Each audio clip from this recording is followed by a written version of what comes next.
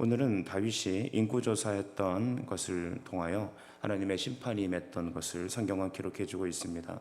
우리가 어저께까지 보았을 때 다윗은 하나님 앞에 너무도 올곧은 마음으로 하나님만을 바라보는 그런 믿음의 사람이었습니다. 모든 전쟁에서 이겼습니다. 그리고 전리품들을 다 하나님께 올려드리고 이 모든 것은 하나님께서 행하신 것이라고 찬양하는 사람이었습니다. 하지만 오늘 웬일인지 사탄이 일어나 그의 마음을 충동질하며 그의 마음은 사탄에게 넘겨진 바 되었습니다. 우리는 이 모습을 보면서 우리도 이와 같이 넘어질 수 있다는 것을 깨달아야 될 줄 믿습니다. 섰다라고 생각하지 마시고 넘어질까 주의하라는 하나님의 말씀을 깊이 생각하는 하루가 됐으면 좋겠습니다. 우리 21장 1절을 말씀을 보시면 사탄이 일어나 이스라엘을 대적하고 다윗을 충동하여 이스라엘을 괴수하게 하니라 라고 했습니다. 사탄이 일어났다. 등장하는 것은 사탄이죠. 일어났다라는 것은 나타났다라는 것입니다. 사탄의 특징은 참소하는 자, 유혹하는 자입니다. 그래서 외부에 있는 강력한 적들보다 제일 위험한 것은 무엇입니까? 내부의 적이었죠. 거대한 제국도 로마 제국 같은 것도 쓰러지는 이유를 보면 게르만 쪽의 침략이 직접적인 이유이기도 했습니다만 그들의 문제는 벌써 내부로부터 썩어져 있었습니다. 모든 나라가 그렇고 모든 개인이 그렇습니다. 사탄은 베드로전서 5장 8절과 9절 말씀처럼 하나님께서 너희 마음을 지키라고 하셨는데 그 이유는 사탄이 우리를 삼키려고 사자처럼 부르짖고 있다라고 성경은 기록했기 때문입니다. 여러분, 우리가 보이지 않지만 어제 은혜 받았다고 오늘 서 있을 수 있는 게 아닙니다. 날마다 은혜가 필요한 것이죠. 날마다 회개가 필요합니다. 날마다 주 앞에 내 자신의 비추임이 필요합니다. 오늘 우리 이 시대의 가장 안타까운 현실은 삶이 너무 무겁기 때문입니다. 삶이 살아가는 너무나 피곤하기 때문입니다. 또 하나는 삶이 너무 재밌기 때문입니다.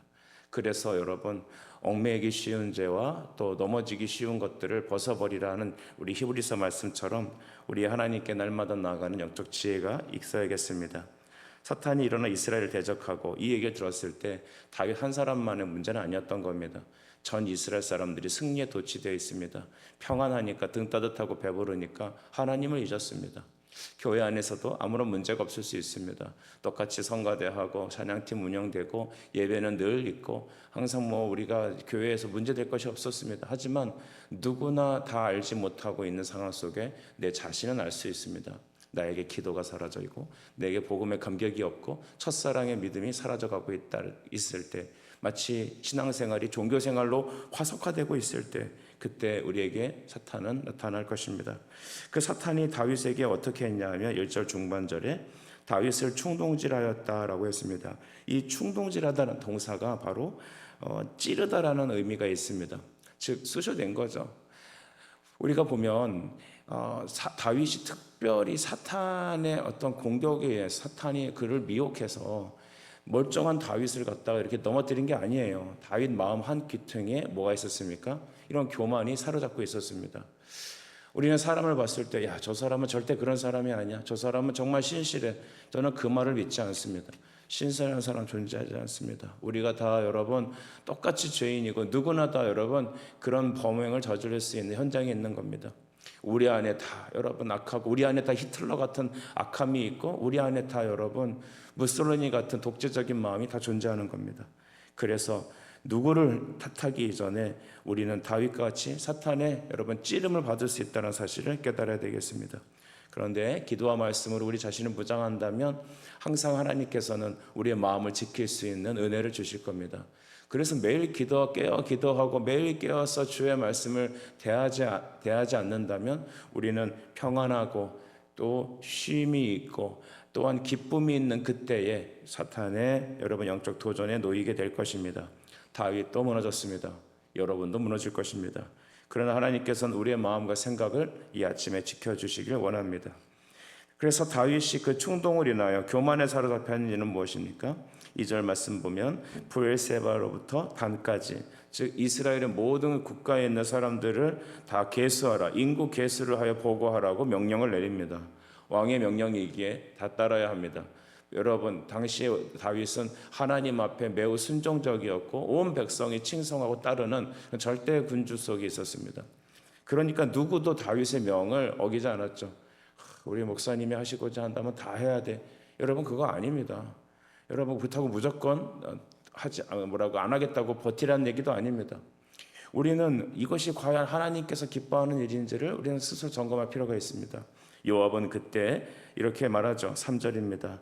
여호와께서 그 백성을 지금보다 100배나 더하시기를 원하나이다 라고며, 내 주 왕이여, 이 백성이 다 내 주의 종이 아닙니까?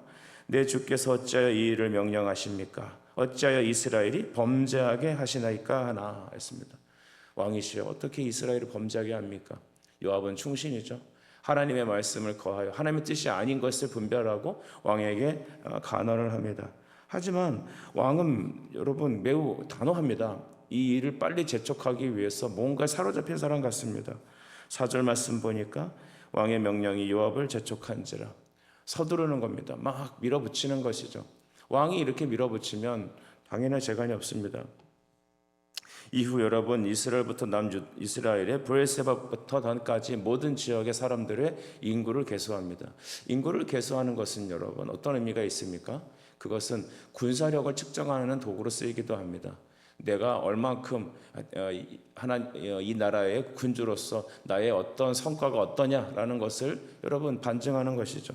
군사가 몇 명이고 사람이 몇이고 그들의 어떤 재정은 어느 상태고, 그러니까 자기 자신의 어떤 것을 드러내기 위해서 도취되어서 하는 행동이었죠.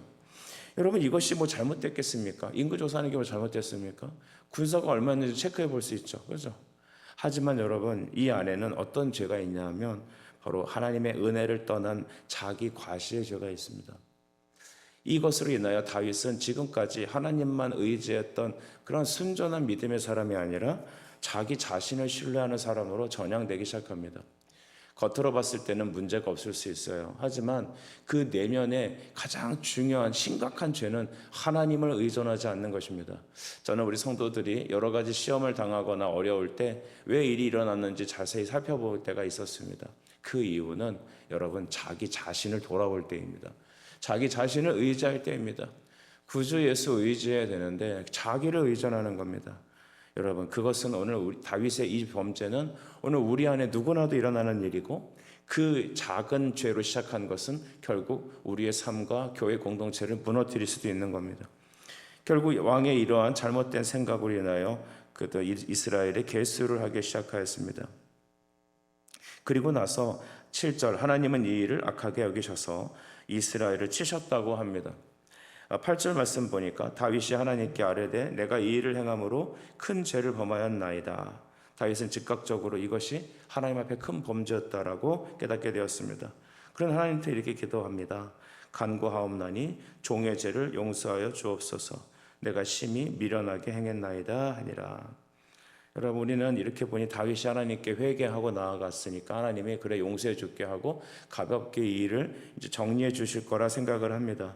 하지만 하나님은 매우 무서운 얘기를 하고 계십니다. 10절 말씀 보면 내가 세 가지를 내게 놓겠다. 네가 이 세 가지 중에 하나를 선택하라는 것이죠. 그것은 꼭 12절부터 보면 다음같이 시작됩니다. 12절 3년 기근이 있든가, 아니면 네가 석 달 동안 적군에게 패하여 쫓겨다니든가, 아니면 칼과 그 전염병이 사흘 동안에 이 땅에 행하여 이스라엘을 멸하게 하든가, 이 세 가지 중에 하나 선택하라는 겁니다. 성도 여러분, 여러분은 이 세 가지 중에 어떻게 할래? 라고 하면 어떻게 하겠습니까? 저는 과거에 아이들이 좀 잘못해서 해초리 맞을래? 손 들고 벌쓸래? 그러니까 애들이 이렇게 머리를 굴리더라고요. 몇 대를 맞아야 합니까? 몇 분 동안 손을 들어야 합니까? 이렇게 꼬맹이였는데도 이렇게 물어보더라고요. 그래서 우리 역시도 여러분 뭐 할래? 그러면은 이렇게 머리를 굴려보지 않겠습니까? 어떤 게 가벼울까? 어떤 게 덜 우리에게 치명적일까? 이렇게 생각할 수 있겠죠. 하지만 다윗은 철저히 회개하는 사람으로 그는 다음과 같은 여러분 선택을 합니다. 13절 보십시다. 다윗이 갓에게 이르되 내가 공경에 빠졌도다. 여호와께서는 긍휼이 심히 크시나니 내가 그의 손에 빠지고 사람의 손에 빠지지 아니하기를 원하나이다 하는지라. 아멘. 13절이 너무 중요합니다. 여호와께서는 어떠하시다? 긍휼이 심히 크시다. 이게 바로 히브리어에서 라함이라고 하는 단어라고 합니다. 라함은 어머니의 자궁을 의미합니다. 모든 것의 가장 큰 자비는 어머니의 자궁으로, 어머니의 뱃속으로 여겨집니다. 우리 모두 다 어머니의 뱃속에 태어났죠. 아이를 사랑하고 아이를 위해 희생하고 모든 생명의 태는 바로 어머니의 자궁에서 시작됩니다. 그같이 여러분, 하나님께서는 긍휼이 크시다. 바로 어머니의 자궁으로 비롯해서 그 하나님의 긍휼을 여러분 다윗은 얘기하고 있는 겁니다. 다윗은 하나님을 아는 사람입니다. 여러분 하나님 아십니까? 어떤 사람은 하나님을 아버지처럼 생각하는 사람이 있습니다. 내 아버지, 마치 무서워서 회초리 들고 조금만 잘못하면 종아리를 후려치시는, 아주 호통치시는 그런 무서운 하나님 앞에 벌벌벌 떠는 사람이 있습니다. 여러분, 그런 사람들은 성경을 잘못 아는 거예요. 하나님은 두려운 하나님이시지만 우리가 그를 사랑하고 의존해야 되는 분이십니다. 어떤 분은 또 여러분 한없이 그냥 인자하게 퍼주기만 하는 사람으로 생각합니다. 그것도 잘못된 거죠. 하나님은 공의와 인자가 함께 존재하시는 분이십니다. 하지만 여러분, 다윗이 오늘 이 시간에 하나님을 붙잡고 나아가는 것은 뭐냐? 하나님의 은혜로우신 것입니다. 은혜로운 하나님을 붙잡고 가는 겁니다. 그냥 덮어놓고 무조건 사랑만 주신다라는 인간의 값싼 사랑이 아니라 하나님의 아버지 대신 부성적 사랑을 의존하고 그의 긍휼을 의지하는 것입니다. 우리는 어떻게 구원받습니까? 은혜로 구원받습니다. 바울은 말하죠. 내가 많은 사도들보다 심히 많이 수고하였지만 이것이 나의 나된 것은 하나님의 은혜 때문이었다라고 말합니다. 내가 이렇게 수고할 수 있었던 것은 하나님의 은혜 때문이야. 저를 바꿔볼게요. 내가 이렇게 부족하지만 성도들과 목회할 수 있었던 것, 성도들을 영혼을 섬길 수 있었던 이유는 나의 나된 것은 하나님의 은혜 때문이다. 우리 이 자리에서 반주하시는 집사님은 실력이 좋아서 반주하는 게 아니라 나의 나된 것은 하나님의 은혜 때문이다. 주님을 위해 봉사하고 교사하고 하는 모든 일들은 바로 하나님의 은혜 때문에, 그의 긍휼이 심히 크시기 때문에 그 긍휼로 인하여 내가 이렇게 서 있을 수 있다라는 진정한 고백인 것입니다. 여러분에게 이런 고백이 있길 바랍니다. 이 긍휼을 의지하지 않으면 자기 자신의 여러분 공로를 의지하기 시작합니다. 야, 내가 어떻게 했는데 나에게 이렇게 대하나? 하나님, 내가 어떻게 하나님한테 애썼는데 고작 나한테 이런 걸 주나? 그러니까 여러분, 여기서부터 우리가 하나님을 싫어하는 겁니다. 야, 내가 하나님을 위해서 이렇게 헌신했는데, 우리 집이 이렇게 하나님을 위해서 헌금했는데, 내가 하나님이 이런 일까지도 했는데 나에게 이렇게 대우하시나? 그때부터는 예수님이란 이름을 듣기 싫은 거예요. 하나님이란 이름이 듣기 싫은 겁니다. 성경 말씀 듣고 교회에서 설교 듣기 시작할 때부터 내 마음에 막 불화가 일어나는 것입니다. 여러분, 잘 생각하십시오. 긍휼을 의지하지 않으면 나의 공로를 의지합니다. 우리는 예수 공로, 하나님의 은혜를 붙잡는 사람이어야 합니다. 다윗은 그것을 알고 있었습니다. 왜 다윗이 하나님의 사람입니까? 다윗이 실패가 없어서요? 다윗이 죄가 없어서요? 그런 거 아니에요. 다윗은 하나님의 긍휼을 아는 사람이었어요. 긍휼은 받아본 사람만 아는 겁니다. 하나님의 은혜를 붙잡고 그 앞에 나가는 것이죠. 그러니까 그렇게 말합니다. 그의 손에 빠지고 사람의 손에 빠지지 아니하기를 원합니다. 빠진다는 것은 그에게 던져진다. 나 자신을 전적으로 의탁한다는 의미 아니겠습니까? 나는 하나님만 의탁할게요. 주님이 때리시면 맞겠습니다. 주님이 저를 버리시지만 아니하시고 주님이 하라는 대로 다 하겠습니다. 그러니 사람에 의해서 나의 선택이 아니라 하나님께 맡기겠나이다. 저는 목회적으로 매우 어려운 시절이 몇 번 있었습니다. 그때마다 제가 선택한 것은 인간적인 어떤 선택을 할 수 없겠더라고요.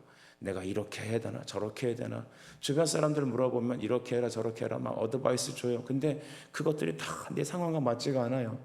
그래서 결정한 건 뭐냐 하면, 주님, 제가 살든지 죽든지 주님께 저를 던지겠습니다. 하나님께 던지는 거예요. 그게 안 되니까 자존심 붙잡고, 그게 안 되니까 두려워 떨고, 그게 안 되니까 여러분 예수님 앞에 나올 수 없는 겁니다. 평생 도망 다니면 안 됩니다. 평생 숨으로 다니면 안 됩니다. 하나님께 나를 던지셔야 돼요. 그 앞에 서서 주님의 긍휼을 의지하고 나를 하나님께 맡기셔야 됩니다. 던지셔야 합니다. 그래야 하나님의 은혜를 누릴 수 있습니다. 그때만이 다시 그 다음 넥스트 반석 위에 설 수 있습니다. 하나님께서는 이제 그에게 징계와 긍휼을 동시에 내리십니다. 14절 보면은 그 일로 인하여 죽은 자가 백성이 7만 명이었답니다. 여러분, 말이 7만 명이지 사람이 하나만 죽어도 그게 두려운 일인데 다윗의 이 선택으로 인하여, 이스라엘의 교만으로 인하여 여러분, 그들은 7만 명이나 심판을 받은 겁니다. 다시 말씀드리지만 다윗 한 사람의 실수만이 아니라는 것을 알아야 합니다. 그 백성 모두가 다 하나님의 교만함, 하나님을 의존하지 않고 있다는 사실을 반증합니다. 그 이후에 7만 명이 죽었습니다. 그리고 이제 하나님께서는 예루살렘을 멸하려 천사를 보내셨다라고 15절에 말하죠. 이제 완전히 멸하려고 이제 할 때에 성경은 보니 여호와께서 보시고라고 했습니다. 여러분, 하나님은 죄를 심판하십니다. 죄인을 심판하십니다. 모든 사람이 죄로 망하여 죽게 생겼습니다. 그때 여호와께서 그들의 상황을 보시고 어떻게 하시느냐? 이 재앙 내림을 뉘우치사 멸하는 천사에게 이르되 족하도다. 이제는 내 손을 거두라 하시니, 여러분, 하나님이 말씀하신 겁니다. 여러분, 여기 뉘우치사라고 하는 말씀, 이 말은요 나함이라고 하는 단어입니다. 아까 우리 긍휼이 히브리어로 뭐라고 했다고요? 라함. 뉘우치사라고 하는 말은 나함. 여러분, 라함과 나함 왠지 말이 비슷하네요.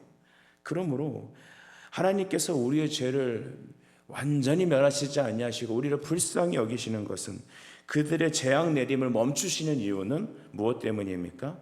바로 긍휼 때문이었습니다. 우리가 나함을 받는 이유는 하나님의 라함 때문입니다. 우리가 잘나서가 아니에요. 철저히 이것을 알아야 합니다. 다윗 그 인구 조사 좀 한 것 같다, 하나님 너무하시네 라고 하는 게 아니에요. 여러분, 이 라함이 이스라엘의 정체성이에요. 라함이 우리가 이 자리에 설 수 있는 유일한 이유예요. 우리가 잘해서 우리의 실력으로 결코 여러분 하나님의 일하는 거 아니에요. 하나님의 긍휼 때문이에요. 오늘 우리는 다 멸망받을 수 있는 사람입니다. 하지만 주님이 우리의 재앙을 뉘우치시고 주님이 우리를 불쌍히 여기셔서 그 재앙을 멸하시는 것을 잠깐 보류하시고, 그 이유는 하나님의 긍휼 때문입니다. 그래서 천사에게 족하다라고 말씀하셔. 거두라. 그때 여호와의 천사가 여부스 사람 오르난의 타작마당 곁에 선지라. 여러분, 예루살렘 그 성전 있죠. 성전 터가 어디 있냐 하면 바로 이 오르난의 타작마당에 있어요. 하나님이 범죄한 이스라엘을 멸하시려는 그곳에서 서 있던 그 예수 그리스도, 하나님의 천사는 특별히 누굴 말하냐면 여호와의 천사는 말라크 야훼, 예수님 말하는 겁니다. 예수님을 의미하는 거예요. 예수님께서 그곳에 심판주로 서 있는데 그것이 바로 타작마당이었습니다. 여러분, 이스라엘 사람들은 그 오르난의 타작마당에 성전을 건축하고 그곳에 절기 때마다 예배하러 가면서 그들은 대대로 자식들에게 말했을 겁니다. 우리 조상들이 우리가 하나님 앞에 교만히 행하여 하나님을 범죄하고 하나님을 전적 의지하지 아니하고 내 실력인 줄 알고 내 노력 때문인 줄 알고 교만하게 행하려 할 때 우리가 7만 명이나 죽었어. 그런데 우리 하나님의 긍휼은 크셔서 우리의 죄를 멸하시지 아니하시고 다 용서하셨어. 그 현장이 바로 이 예배당이다. 그 현장이 바로 이 성전이다. 여러분, 성전은 그렇게 세워진 것입니다. 다윗은 이제 하나님께 간절히 간구하죠. 16절입니다. 다윗이 눈을 들어보매 여호와의 천사가 천지 사이에 섰고 칼을 빼어 손에 들고 예루살렘 하늘을 향하여 편지라. 여러분, 하나님께서는 다윗의 눈을 열어주셨어요. 에베소서 1장 18절 말씀처럼 우리 마음의 눈을 여시사 하나님의 부르심의 소망과 그의 긍휼의 크심이 풍성함이 어떤 줄 보여주신 거예요.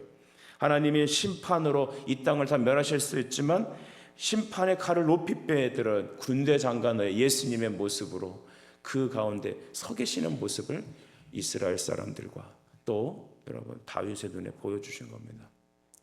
하나님께서 저와 여러분에게 영적인 눈을 열어주셨으면 좋겠어요. 우리 눈앞에 이렇게 예수님의 모습을 보여주세요, 형상을, 이미지를 보여달라는 게 아닙니다. 하나님 말씀을 깨닫게 해달라는 거예요. 하나님의 뜻을 알게 해달라는 거예요. 우리 기도할 때 왜 기도해요? 지성이면 감찬입니까? 그 잘못 오셨어요. 지성이면 감찬인 것은 좀 다른 데 가셔야 돼요. 치성을 드리는 데 있잖아요. 하지만 우리는 하나님의 뜻을 찾는 게 기도예요. 저는 새벽마다 하나님께 부르짖습니다. 하나님, 어떻게 해야 될까요? 어찌해야 합니까? 무슨 노래 가사 같네요. 어떻게 해야 합니까? 어찌해야 할까요? 모르겠습니다. 주님, 그냥 애통합니다. 제 자신을 주님께 던져드립니다.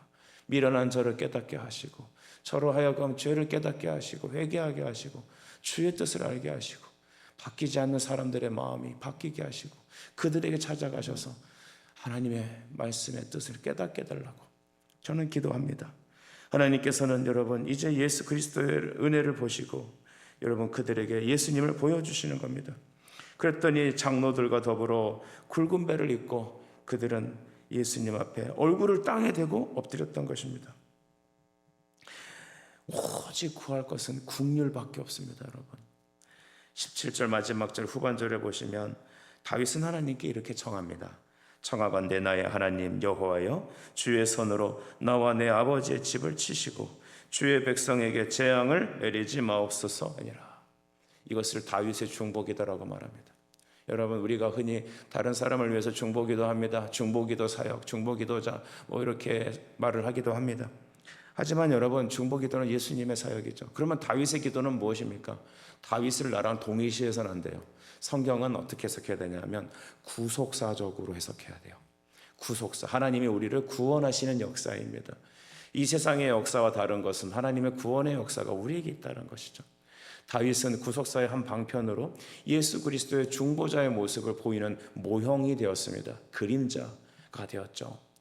다윗이 중보기도해서 이 백성이 구원받은 게 아니라 예수 그리스도의 중보자의 모습, 예수 그리스도의 중보 사역을 통하여 우리가 십자가에서 죄 사함을 받는 것임을, 예수님의 구원 방식을 바로 모형적으로 보여주는 것입니다.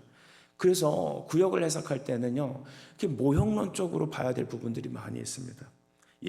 다윗은 뭐라 말합니까? 여호와의 성령의 감동으로 나와 내 집을 치시지. 이 백성은 놔주세요. 이 대제사장적 기도가 요한복음 17장에 그대로 나와 있습니다. 그래서 여러분 요한복음 10장 3절에 영생은 유일하신 참 하나님과 그의 아들 예수 그리스도를 아는 것이라고 얘기하잖아요. 예수님이 누구시냐? 너와 나 사이에, 우리와 하나님 사이에 끊어져 버린 그 골을 십자가로 메우셔서 우리와 하나님 사이를 연결하시는 바로 중보자 예수 그리스도시다. 그것을 우리에게 깨닫게 하시기 위해 모형적으로, 그림자적으로 우리에게 미리 보여주신 것입니다. 오늘 여러분 다윗은 왕의 모습, 예수 그리스도가 왕이라는 것을 드러내는 그런 직임을 받았습니다. 그는 또한 왕으로서 하나님과 우리 사이를 잇는 바로 중보자적 역할을 하는 사람인 것을 보여주고 계십니다. 예수님의 왕, 그 중보 사역은 어떻게 진행됩니까? 자기 자신이 십자가를 지시고 십자가의 죽으심으로 우리에 대한 하나님의 사랑을 나타내시고 우리의 모든 죄를 그가 덮어 씌움 받기 위해서 오늘 왕으로서 또한 중보자적인 기도로서 오늘 이스라엘 백성의 죄를 거두는 그 모습으로 성경은 묘사하고 있는 겁니다. 이사야 53장 6절 말씀에 우리의 모든 죄악을 그 아들에게 담당하셨느니라 라고 하는 성경의 말씀이 바로 다윗의 이 중보자적 모습입니다. 여러분 다시 말씀드립니다.